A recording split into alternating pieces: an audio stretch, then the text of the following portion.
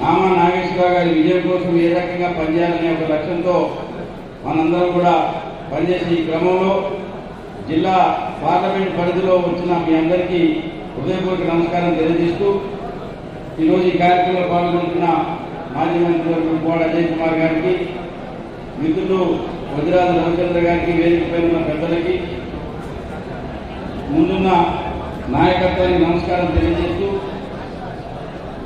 నామా నాగేశ్వరరావు గారిని అభ్యర్థిగా ప్రకటించిన తర్వాత వారు హైదరాబాద్లో ఒకే ఒక స్టేట్మెంట్ ఇచ్చారు.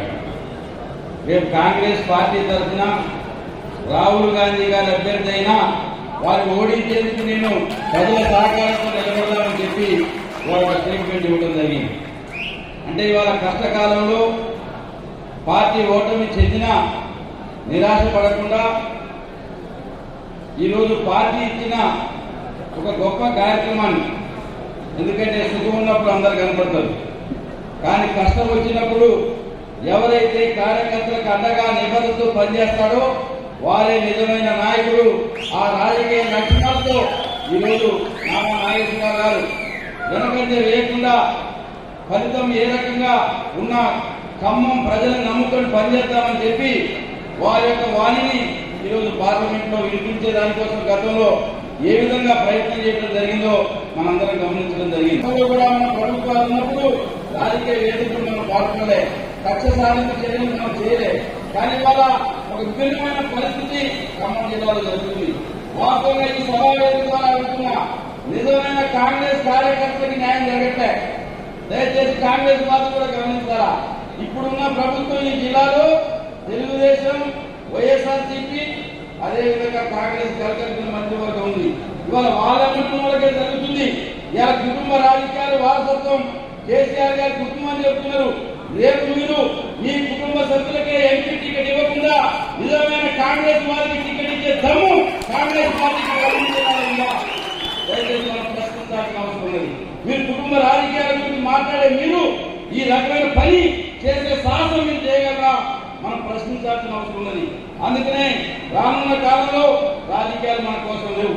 నేను ఒకటే హామీ ఇస్తున్నా, వేదిక పైన ఉన్న నాయకత్వం ఐకమత్యంగా మనోధైర్యంతో కార్యకర్తలు నాయకులుగా మీముండి మీకు ధైర్యం ఇచ్చే ఒక కార్యక్రమాన్ని చేపట్టాల్సిన అవసరం, బాధ్యత మా మీద ఉంది, ముందు మీ మీద కాదు. ఇవాళ ఒక్కవారి దీక్షతో ఎన్ని ఇబ్బందులైనా ఒడిదుడుకులైనా గ్రామ స్థాయిలో పార్టీ యంత్రాంగం చెప్పి చదవలే. ఓటమి చెందొచ్చు, మహామౌలే చాలా మంది ఓడిపోయారు. ఓటమి అనేది గెలుపు మార్గం తప్ప ఓడిపోయిన తర్వాత మనం 2 రోజులు 3 రోజులు బాధపడతారు మాత్రాన ఓటమి జరిగింది నిజం. దాన్ని జీవించుకొని మళ్ళీ మనం నమ్ముకున్న కార్యకర్తల మధ్యన పనిచేయాల్సిన అవసరం బాధ్యత మేమందరం కూడా తీసుకుంటాం. రేపు ఐకమత్యంతో పనిచేస్తామని చెప్పి ఈ సమావేశం ద్వారా విజ్ఞప్తి చేస్తూ, ఏదైతే జిల్లా పార్టీ మరి ఐక్యంగా నాయకత్వం అంతా కూడా కూర్చొని మరి నాన్నగారు వాస్తవంగా మరి 13, 14 ఎన్నికల షెడ్యూల్ అంటున్నారు.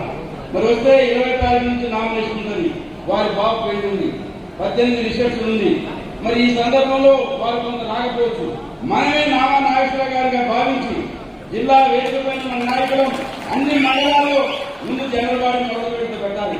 మొదలుతో పెడితే తర్వాత నామాగారు 20 తర్వాత మరి 15 రోజులు ఎన్నికల టైం ఉంటుంది. కాబట్టి అన్ని గ్రామాలు తిరగలేదు. మనం కూడా సిస్టమ్ మార్చాలి, ఈ ధన ప్రవాహాన్ని అడ్డుకోవాలి.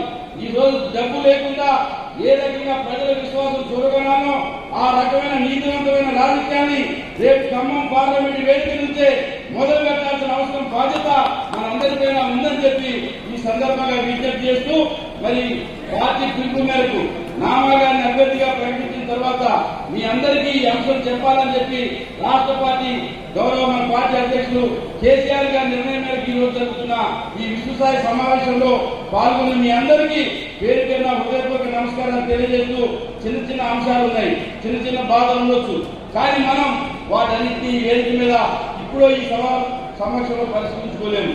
పరిష్కరించాల్సిన వేదికలో పరిష్కరించుకుందాం.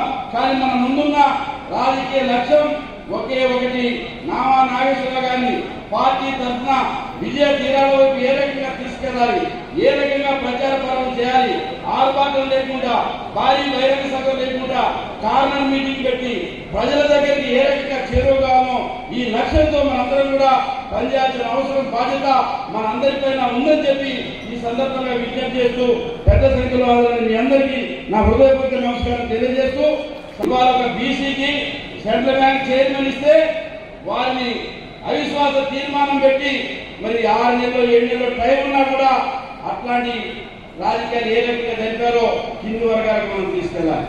అంటే సెంట్రల్ బ్యాంక్ చైర్మన్ 5 సంవత్సరాలు మాత్రమే పదవి ఉంటుంది. బహుశా 4 సంవత్సరాలు అయిపోయింది, ఇంకా 4-5 నెలలు అయితే వారి టైం అయిపోతుంది. అయినా కూడా ఆగకుండా వారి మీద అవిశ్వాసం పెట్టారు. ఒక బీసీని మనం గౌరవించి సెంట్రల్ బ్యాంక్ చైర్మన్ ఇచ్చినాం, అయినా కూడా వారి పదవి చిత్తం చేయడం జరిగింది. అయినా కేసీఆర్ గారు ఒకే ఒకటి రాజ్యసభ వచ్చినా ఖమ్మం జిల్లాలో పార్లమెంటు పరిధిలో ఒక్క ఎమ్మెల్యే గెలిపించలేకపోయినా ఈ జిల్లా అభివృద్ధి రాష్ట్రంలో అన్ని జిల్లాలతో పాటు చేసిన వారు మనసులో పెట్టుకోకుండా వచ్చిన ఒక్క అవకాశాన్ని వారు ఏదైతే మాట ఇచ్చాడో నీకు 2 సంవత్సరాలు కాదు మరో 6 ఏళ్ళు ఇస్తానని చెప్పి ఆ రోజు ఏదైతే మాట మీద ఇచ్చిండో నిలబడి ఒక జిల్లాలో బీసీకి గౌరవించిన గొప్ప వ్యక్తి కేసీఆర్ గారికి మనందరం కూడా కృతజ్ఞతలు తెలియజేయాల్సిన అవసరం ఉన్నది. చాలా